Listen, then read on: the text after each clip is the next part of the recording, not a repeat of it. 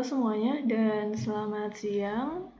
Jadi untuk sesi ini, I think it's just gonna be quick video yang ngebahas beberapa hal umum seputaran penelitian. Sebenarnya penelitian ini ngapain, terus basically untuk apa. Jadi kalau menurut Tuchman, penelitian itu usaha dalam menemukan jawaban ilmiah dengan cara yang sistematis. Jadi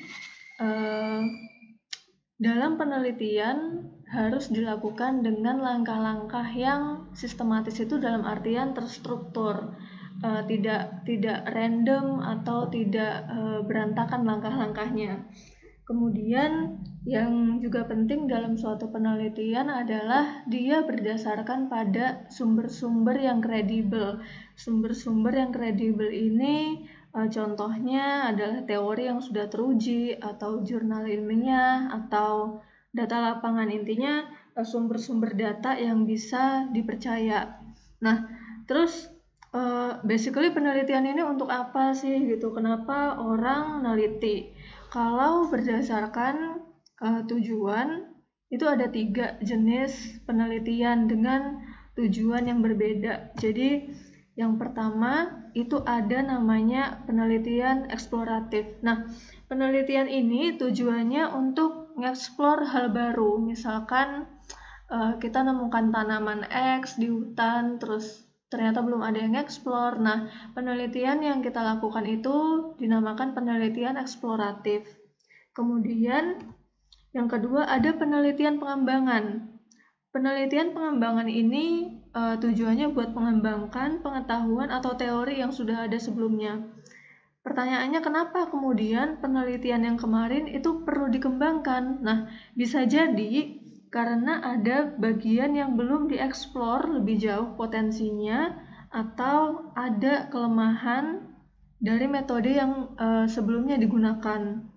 Lalu ada juga penelitian ketiga, yaitu penelitian verifikatif. Penelitian verifikatif ini tujuannya untuk menguji kebenaran suatu teori atau pengetahuan.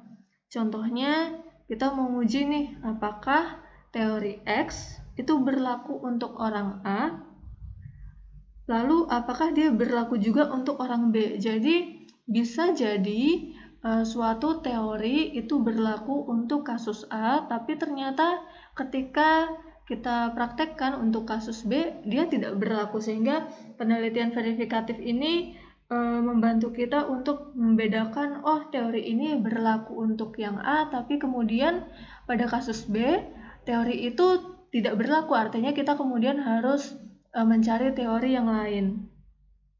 Lalu kemudian langkah-langkah penelitian secara umum itu seperti apa? Nah, di sini pertama kita perlu mendefinisikan masalah nih. Misalkan masalahnya adalah kita nemukan masalah di suatu daerah, angka kematian ibu yang melahirkan itu sangat tinggi. Itu masalah kan gitu. Lalu yang kemudian kita lakukan adalah merumuskan hipotesis atau pertanyaan. Nah, pertanyaannya kemudian, kenapa angka kematian ibu yang melahirkan itu tinggi? Atau hipotesis atau dugaan sementaranya adalah, oh apa mungkin karena umur ibu-ibu di daerah itu kurang dari 20 tahun, sehingga di usia muda perempuan itu beresiko untuk melahirkan.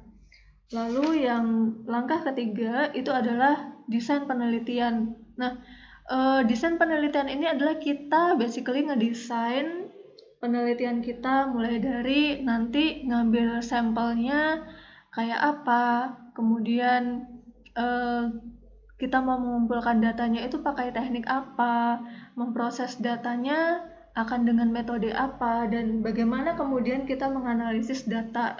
Kita perlu mendesain hal-hal itu di awal. Lalu setelah kita desain penelitian, ada yang namanya proses memilih unit study. Unit study ini semisal tadi kalau kasusnya angka kematian ibu yang melahirkan, kita bisa pilih nih unit studinya. Oh, kita ingin meneliti ibu-ibu yang ada di daerah A misalkan. atau ibu-ibu yang ada di daerah B. Jadi yang kemudian dijadikan objek penelitian itu daerahnya dipersempit. Jadi kita kemudian tidak mengambil secara random tanpa dasar. Artinya kita memilih objek penelitian itu benar-benar yang spesifik, mau di daerah A atau mau kriteria A atau kriterianya B atau di daerah B. Nah, setelah nanti kita memilih, maka proses pengumpulan data itu dijalankan. Tadi seperti yang saya katakan, dalam desain penelitian akan ada teknik pengumpulan datanya. Dan tentu setelah pengumpulan data ini kita analisis. Nah, proses analisis data itu juga sebagai proses uji hipotesis. Kalau tadi hipotesis kita misalkan, mungkin karena umurnya terlalu muda, umurnya kurang dari 20 tahun, sehingga dia beresiko dalam melahirkan. Nah, itu kemudian pada saat analisis data, hipotesis itu akan teruji. Lalu biasanya setelah kita melakukan uji hipotesis kan kemudian kita bisa menarik yang namanya kesimpulan. Nah, setelah kesimpulan itu ditarik, kita kemudian bisa membuat laporan tersebut gitu, atau menarik kesimpulan dari seluruh proses yang kita jalankan, mulai dari definisi masalah sampai bagaimana kita menguji hipotesis yang kita buat di awal. Secara umum, saya kira belajar tentang penelitian itu tentu akan bikin kita jadi tahu nih gimana sih ngelakuin penelitian itu.